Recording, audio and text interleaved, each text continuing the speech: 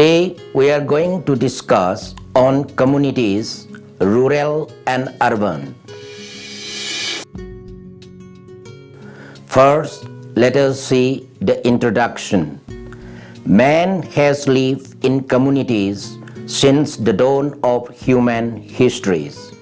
In fact, grouping very similar to human communities exists among animals and even among plants. The term community has been used very loosely, but anthropologists or sociologists have sought to give it a more exact connotation. They agree concerning some of its basic things which the term should denote. The word community has been derived from two Latin words, namely com and munis. In English, com means together and munis means to serve. Thus, community means to serve together. It means the community is an organization of human beings framed for the purposes of serving together. A community is a collection of interdependent people with residential ties to a particular locality. The territorial boundaries differentiate it from other groups because most other groups are not tied to specific localities. Communities are spatially specific but otherwise are unrestricted. They are unlike groups and organizations that have special interests and touch only a narrow part of their participants' levels. Communities encompass major portions of the lives and the roles of their members. The term community denotes almost uniformly and permanently local aggregation of people having diversified as well as common interests and served by a constellation of institutions.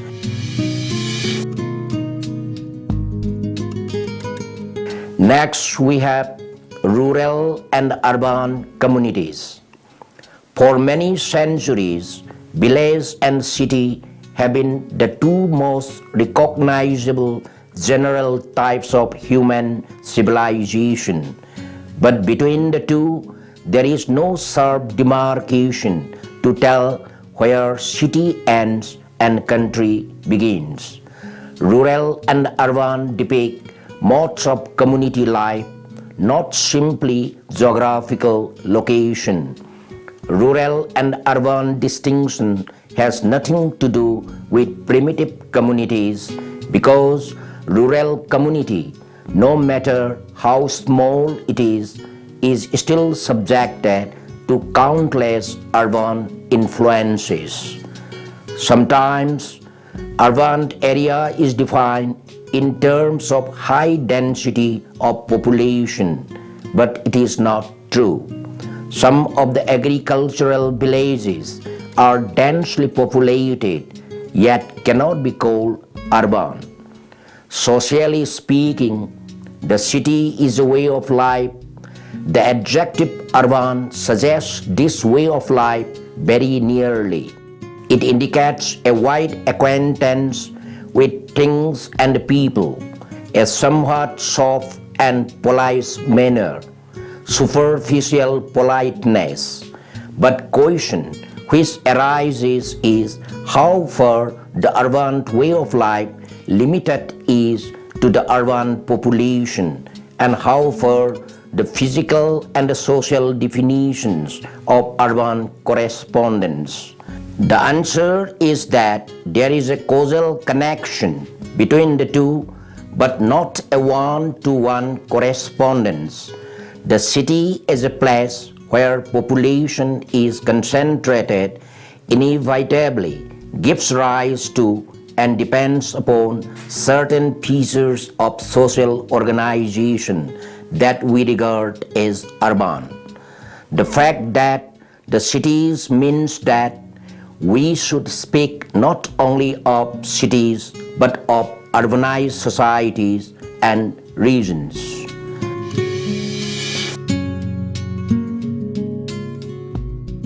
Next, we have growth of village community.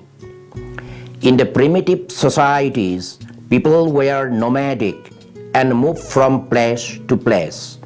Next step came when people began to lead a settled family life. It was here that the habitation in the villages started. Each community invariably started its settlement from the village itself. Character of village started changing when people started considering village land as the property of the village as a whole, but it belonged to only one lord who exploited all those who tilled the land. The things have much more changed in modern village, which is now under impact of urbanization.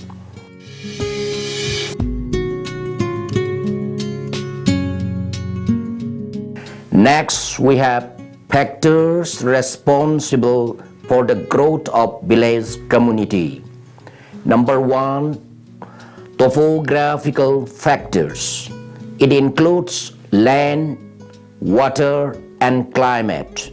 Villages with fertile land, good climate and water in abundance. Number 2, economic factors. Favorable agricultural conditions led to advanced stage of living. Number 3, social factors.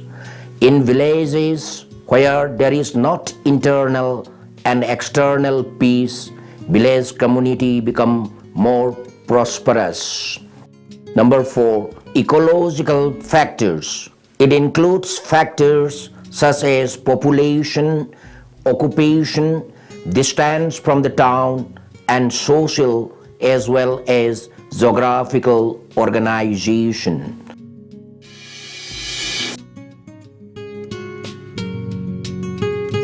Next, we have growth of urban community. In reality, the transition from a purely rural community to an urban one is not abrupt but gradual. There is no absolute boundary line which would show a clear-cut cleavage between the rural and the urban community. Many differential characteristics of the rural and the urban community would consist not so much in the presence of certain traits in rural and their absence in urban communities, as much as in a quantitative increase of these characteristics. The above conception has been given the name of rural-urban continuum by recent writers, suggesting that the differences between the two types of community are gradual and continuous, and not qualitative differences per se, resulting in a simple dichotomy. Thus, Stuart A. Green and B. Carpenter claim that there is a continuous gradation from rural to urban rather than a simple rural-urban dichotomy.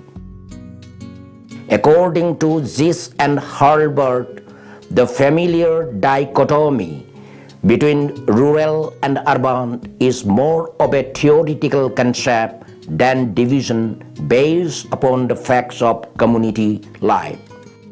Every village possesses some elements of the city, while every city carries some features of the villages.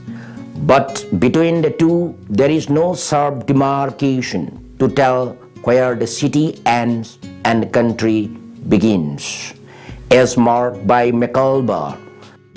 Generally speaking, the urban communities are identified as large, dense, and heterogeneous, and the rural communities as small, less dense, and homogeneous.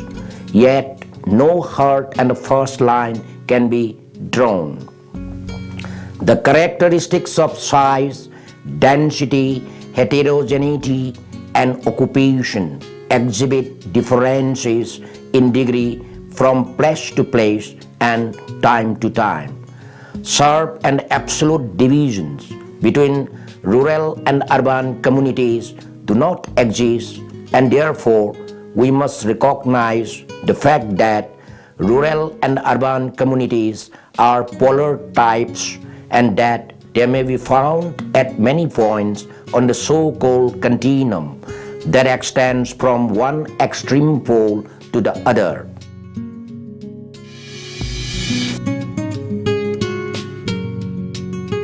Next, we have rural-urban contrast. As pointed out, difference between village and city life is very difficult, but neither on the basis of culture nor that of population it is possible to define either a village or a city. Difference between city and a village is more that of degree than of a kind. But in spite of these difficulties, major discerning differences are as follows. Number one, the most obvious difference is the relative isolation of the country life. The family circle must supply the greater part of economic and social needs of its members. Family customs, undisturbed by the constant succession of new contacts and new stimuli. Characteristics of urban life grow more deeply rooted, whereas city family is typically less engrossing. Urbanization denudes the household of economic functions and throws the individual into association relationship. Social control in the city reflects the multiplicity of social contacts, the diversity of social codes, and predominance of secondary relationships. Number two, difference in the mode of occupation. The principal occupation of a countryman is farming, involving the raising of crops and of stocks. It lacks specialization. Further, there is very little scope for occupational mobility because one condition of specialization is the size of economic market, a condition granted in the urban society. The economic differentiation of the urban community is the source of social groupings, both vertical, involving occupational divisions on the same levels, and horizontal or in terms of social status. Number three, simplicity versus complexity. The rewards of the farmer's toil are rarely bountiful. If the rewards are somewhat speculative, it is usually between the limits of penury and a modest livelihood. He is less subject to the stimulations that comes from social proximity, sharp social contrast, and social mobility. Whereas in cities, due to specialization and competitiveness, the speculative element enters strongly into city life. Number four, associative individualism versus persistent traditionalism. The combined influences of the urban scene stimulate what may be called as associative individualism. The city dweller selectively organizes his social relationship. He is accepted more in terms of his specific qualities. The predominance of secondary over primary relationship distinguishes wide range of social attitudes characteristics of a city, whereas the countryman relies more on primary relationship. Number 5, the intensity of community sentiment in city and country. The we feeling of the city dweller is weakened by the complexity of urban life. His role feeling is similarly affected because he has little awareness of the role of other fellows, and his role is apt to become less meaningful in his eyes. Whereas in village community, we feeling and dependency feeling is prevalent. Number 6, the cultural contrast and relationship between city and country. A purely urban culture, diverse from the types of stimulation found in rural community, would be fundamentally unbalanced and handicapped. Whereas the country provides the raw material of the cultural as well as the economic life of man, it tends to retain a relatively simple form of a cultural expression which is taken up into the earth of city and reshaped to its specialized and variant demands. The social structure of the city is necessarily as complex as its culture, presenting a variety of extremes and modulations. It stands in contrast to the countryside with its forms of accentuation, intensification, or sophistication.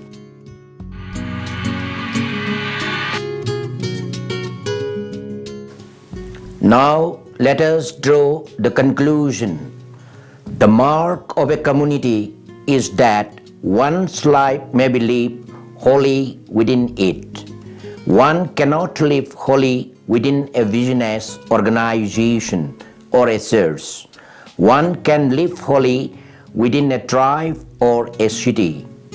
The basic criterion of community then is that all of one's social relationships may be found within it.